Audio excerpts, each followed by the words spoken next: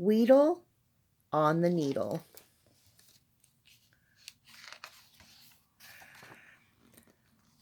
One day in 1974, I set my mind to creating a story about and for Seattle.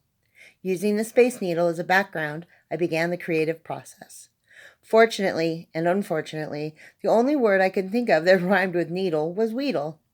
Later that day, as I walked in a quiet rain, the peace and tranquility of the moment was shattered by a loud whistle from a fairy on the sound. Of these tiny seeds the story was sown.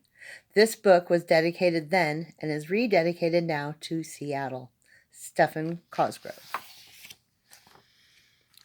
Many, many years ago, before explorers sailed to the northwest, there lived a large, happy creature called the Wheedle. He was pleasingly plump, covered in orange fluffy fur, and had a big round red nose. He spent his days sniffing flowers and enjoying the peace and quiet that nature offered. Forever and a day everything was peaceful, until one afternoon the Wheedle watched curiously as a large ship sailed into the bay. Laughing loudly, workers jumped from the ship and set about clearing the land and building this, that, and other things. As they worked, they whistled, and the more they worked, the more they whistled. All that whistling hurt poor Wheedle's ears. The whistling continued night and day, and the Wheedle could get absolutely no sleep at all. With no sleep, he became grouchier and grouchier. If he was ever to get some sleep, the Wheedle knew he must put a stop to all this whistling. He thought. If the workers don't have their tools, they won't be able to work, and if they can't work, they won't whistle. So later that night, he sneaked into the workers' camp and took all of their tools. Sadly for the Wheedle, the next morning the men quickly got new tools from the ship and went back to work, whistling even louder than before. If anything, the Wheedle was resourceful. He decided that the next best thing to do was to scare the workers. For when workers are scared, they can't pucker. And when they can't pucker, they can't whistle. As we all know, a puckerless whistle is no whistle at all. One by one, he began creeping up behind them and growling at the top of his voice. Sure enough, the workers were so scared that they couldn't whistle a whit. All would have been the Wheedle's salvation, save for one brave lumberjack, who, to prove he wasn't scared, simply whistled. The Wheedle put his hands over his ears and ran into the forest. Well, let me tell you, that did it.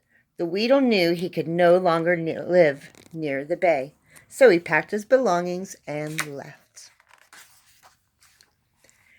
He wandered high into the mountains, searching for a place far enough away from the workers that he wouldn't hear the whistling.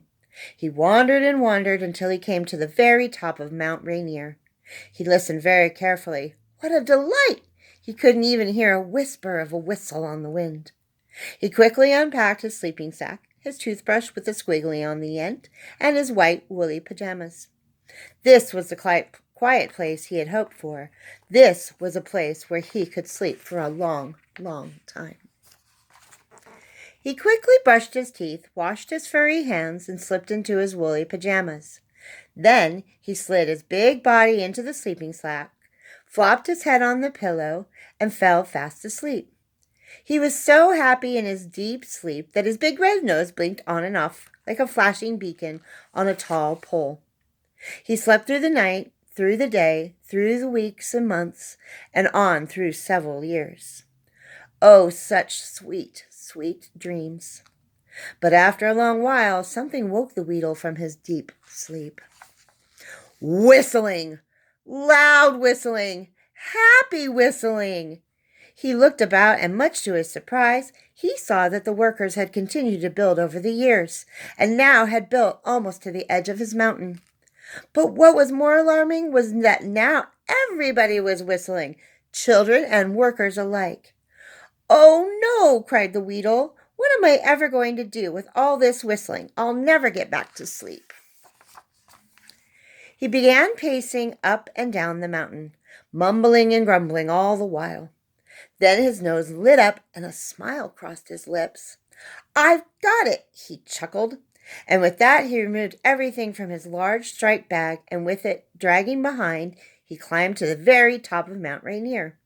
He stood on his fuzzy tiptoes, reached up into the sky, and grabbed a cloud. Then he grabbed another and another. One by one, he stuffed the clouds into the bag until he had it full to overflowing. With the bag thrown over his shoulder, he set out for the source of this noisy whistling problem, the growing city of Seattle. The skyline of the city was filled with tall buildings, but the Wheedle only needed one to complete his plan, and the one he chose was the Space Needle. Giddy to put his plan in action, he hurried to the base of the Space Needle, jumped into the elevator, and zipped to the very top. There he stood and looked about. All around were happy children and workers, all whistling and laughing, having a great time. The Wheedle chuckled as he reached deep into the soggy bag. He grabbed a fluffy cloud by the tail and then slung it around and flipped it into the air. The cloud lifted high into the sky and then hung there like a glop of whipping cream on a blue kitchen ceiling. The cloud gurgled and sloshed, and then one drop of rain fell, and then another and another. Soon it was pouring. Now, the kindly folks in Seattle like the rain, but it is nearly impossible and highly improbable that one can whistle with any intensity in a rainstorm. With the rain falling all around, everyone ran inside, and soon it became very still, very quiet indeed. The Wheedle stretched out on the top of the Space Needle and, using the bag of clouds as a pillow, fell fast asleep. With each snarkled snore, his big red nose slowly blinked on and off. And as he slept, it rained and rained. And it rained. The people of Seattle had to stay inside, and they became very sad. It didn't take much to figure out that someone was throwing clouds into the sky from the top of the Space Needle. Finally, the mayor himself went to the Wheedle on the needle to plead with him to stop throwing rain clouds into the sky. "Please," said the mayor, "would you stop throwing clouds into the sky? The kindly folk of Seattle love to whistle while they work, but with all the rain there is little to whistle about, and without whistling there is little work to be done." The Wheedle said he was sorry, but still and all he couldn't sleep when he heard whistling. There was nothing he could do. Now the mayor thought and quickly devised a plan. A wonderful plan indeed. The mayor's plan was a simple plan, and sometimes simplicity is best. All through the night and into the next morning, sailmakers stitched and sewed cotton, flannel, and wool.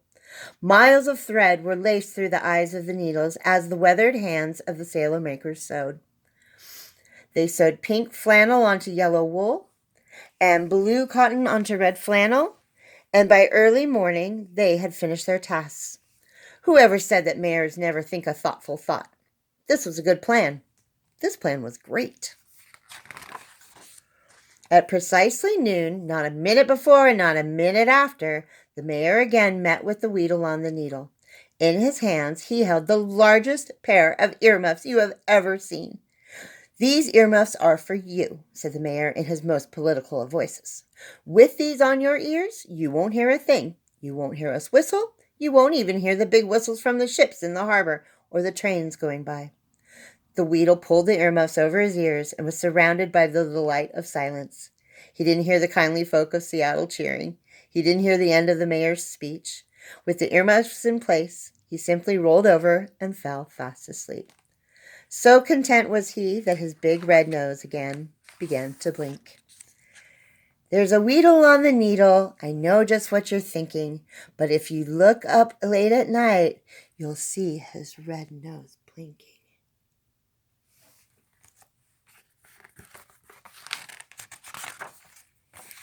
The end.